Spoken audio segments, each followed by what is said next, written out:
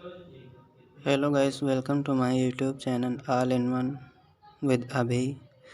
And मैं आज आपके लिए लाया हूँ 12th की फ़िज़िक्स का एक टॉपिक जो कि कूलाम है।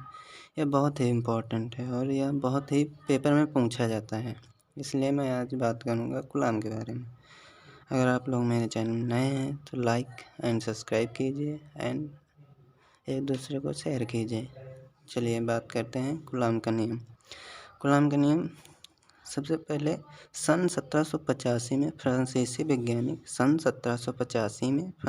वैज्ञानिक कूलाम ने प्रयोग के आधार पर दो आवेशों के बीच करने वाले बल के संबंध में एक नियम दिया जिसे कूलाम का नियम कहते हैं।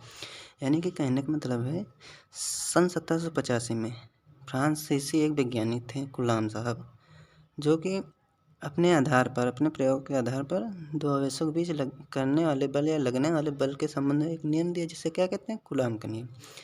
इस नियम के अनुसार हम क्या कह सकते हैं, दो स्थिर बिंदु आवेशों के बीच, यहाँ पे है बीच, बिंदु आवेशों के बीच लगने वाला आकर्षण तथा प्रतिकर्षण बल दोनों आवेशों के गुणनफल के अनुपाती तथा उनकी बीच की दूरी के वर्ग के व्युत्क्रमानुपाती होता है। यह बल दोनों आवेशों को मिलाने वाली रेखा के अनुदिश होता है। इस प्रकार मैंने यहाँ चित्र एक बनाया है। देखिए यहाँ पे Q1 है, Q2 है और इनके बीच की दूरी कितनी है, R।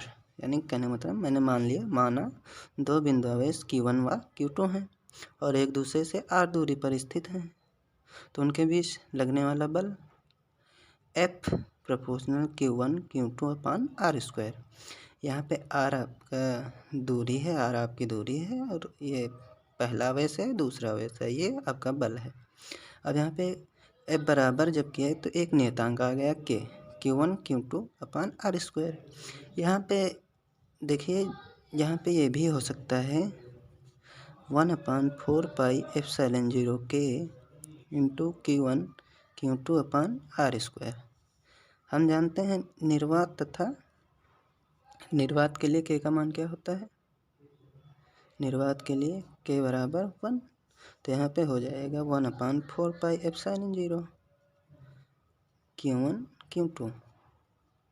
ये भी हो सकता है। और यहाँ से देखिए, अगर मैं मान लूँ यहाँ पे F बराबर K Q1 Q2 अपान R² है, तो जहाँ K एक नियतांक है, यदि हम बल का मात्रक, देखिए K यहाँ पे K है, नियतांक हम लेकर आए हैं K, तो यहाँ पे देखिए जहाँ K एक नियतांक है, यदि हम बल का मात्रक न्यूटन और दूरी का मात्रक मीटर लें व आवेश का मात्रक कूलाम लें तथा दोनों आवेश निर्वात में रखे हों, जैसे यहाँ ये रखे हैं, तो तब प्रयोग द्वारा K का मान 9.0 × 10⁻9 न्यूटन मीटर स्क्वायर प्रति कूलाम आता है। अतः हम कह सकते हैं F बराबर 9 × 10⁻9 Q1 Q2 अपान R² न्यूटन।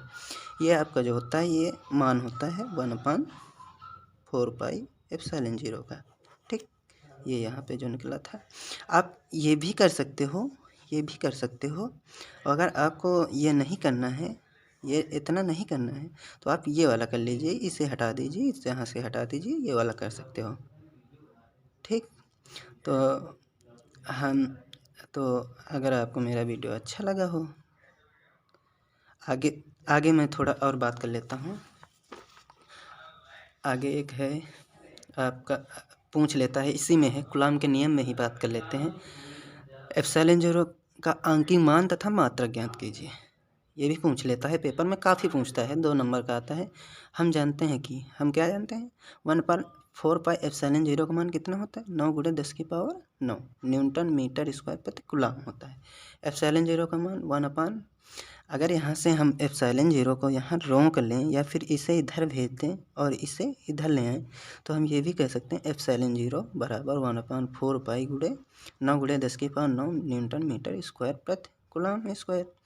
तो क्या होगा, इसे ऊपर भेज देंगे तो ये जो है आपका, ये ऐसे लिखा है, मान लिया ये कूलाम है और इसके ऊपर ये लिखे हैं न्यूटन मीटर स्क्वायर, और फिर इसके ऊपर ये बट्टे लगा तो ये ऊपर चला जाएगा, कूलाम ऊपर हो गया, न्यूटन मीटर स्क्वायर हो गया।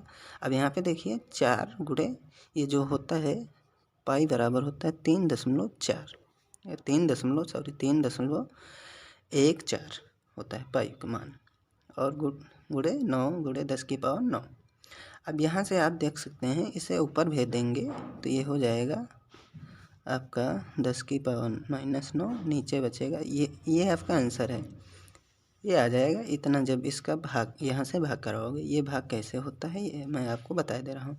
ये यहाँ पे प्लस में ऊपर भेज देंगे, माइनस में हो जाएगा, 10⁻⁻9 हो गया। अब यहाँ से आप देख सकते हैं, देख लीजिए 9 हो गया। ये हम यहाँ से 2 दशमलव हटाया तो कितने बढ़ गए, 2 बढ़ गए। अब यहाँ देखिए 10⁻12 है, तो यहाँ पे 10⁻9 है, तो क्या कर सकते हैं हम, 10⁻3 से और गुणे 10⁻3 से ऊपर गुणा करा दें तो हमारा आ जाएगा 4 गुणे 314 गुणे इतना। अब इन्हें जोड़ लेंगे, 12 आ जाएगा, और इनका आपस में गुणा करा के भाग करा देंगे। ये आप लोग करा सकते हैं। तो ये मेरे चैनल का नाम है। अगर आपको मेरा वीडियो अच्छा लगा हो तो लाइक कीजिए एंड सब्सक्राइब कीजिए, और एक दूसरे को शेयर कीजिए। Thank you.